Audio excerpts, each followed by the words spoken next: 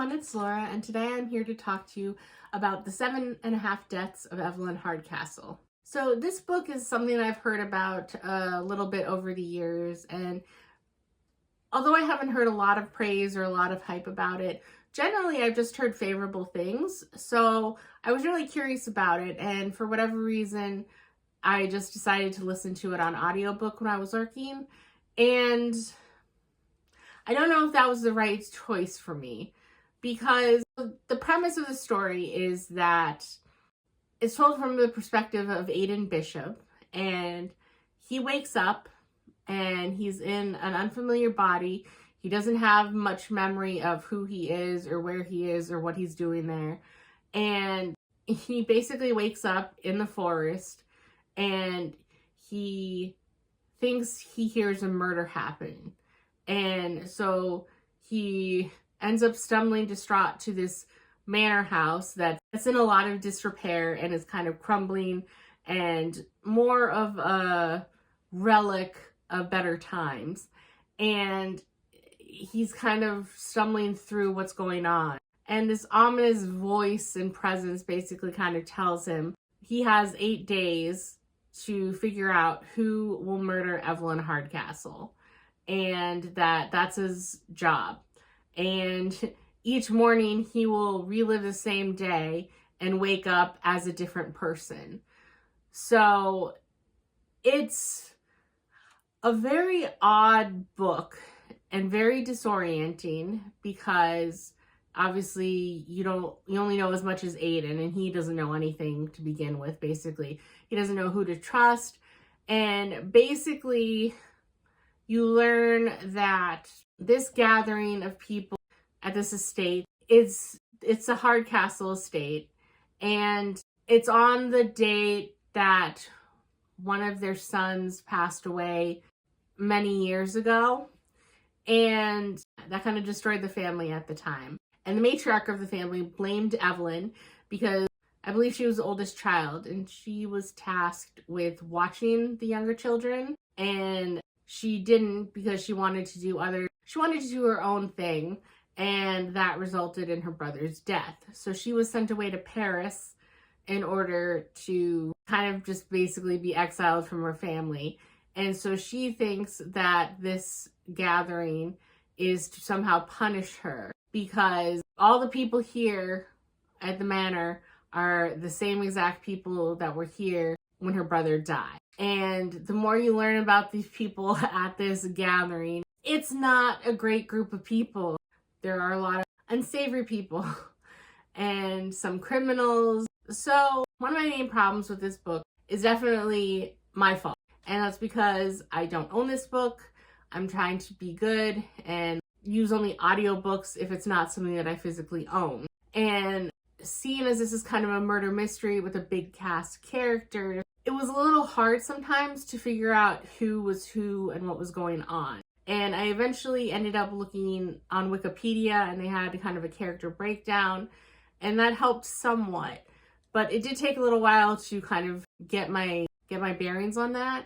And then even later on, towards the end, there was an example, and it wasn't really important, but it just frustrated me that there was like a nameless thug at one point, and they said he was so-and-so's thug, and I don't know who he worked for because I couldn't find the name on the list of characters I had, and the name didn't ring any bells. And so, like I said, it doesn't really affect the plot on the whole, but when I'm trying to tally up who these characters are in my mind, just knowing who has these less than savory thugs working for them, I thought would have helped a little in understanding kind of characters, but it doesn't overall affect the plot. But it just frustrated me that it was hard to keep track of things, where if I'm reading it, then I'm able to comprehend things better.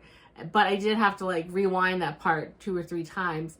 And then even then, when I was just like, am I mishearing the name of who he works for? And it didn't happen. I just moved on. But the other thing is that I didn't like the main character because he's reliving the same day over and over again.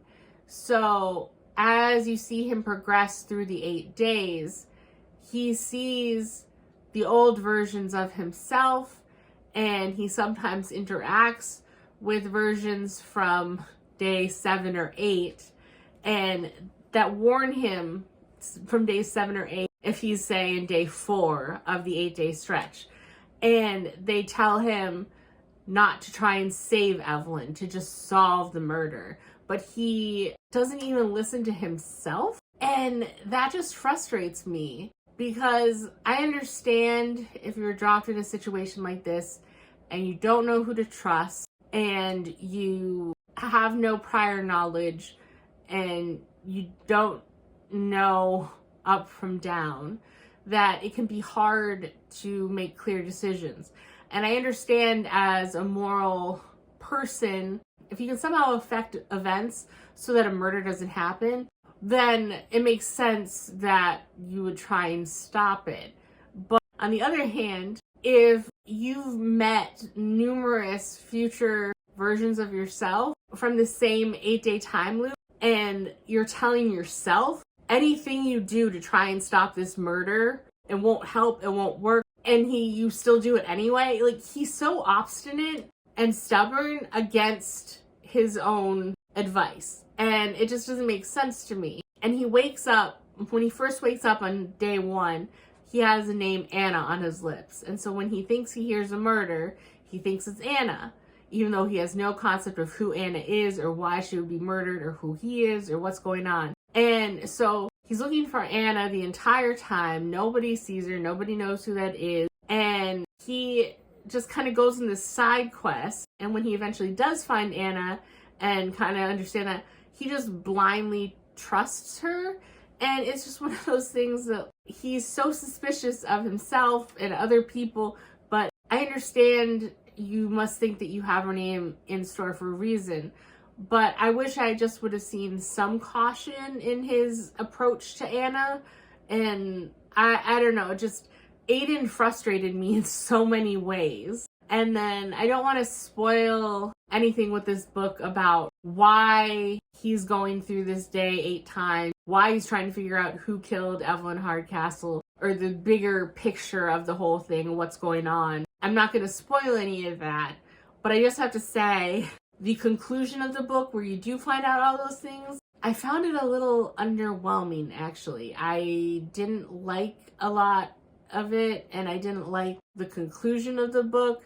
I did ultimately like the big reveal of who killed Evelyn Hardcastle, but I just didn't like so much of the conclusion and the way things wrapped up. And I don't know. This book, as I said, I wasn't especially hyped up for it, but I was eagerly looking forward to it, and it did not meet my expectations. So I gave it a 3.5. So that's my thoughts on this book, and I will see you in the next one. Bye.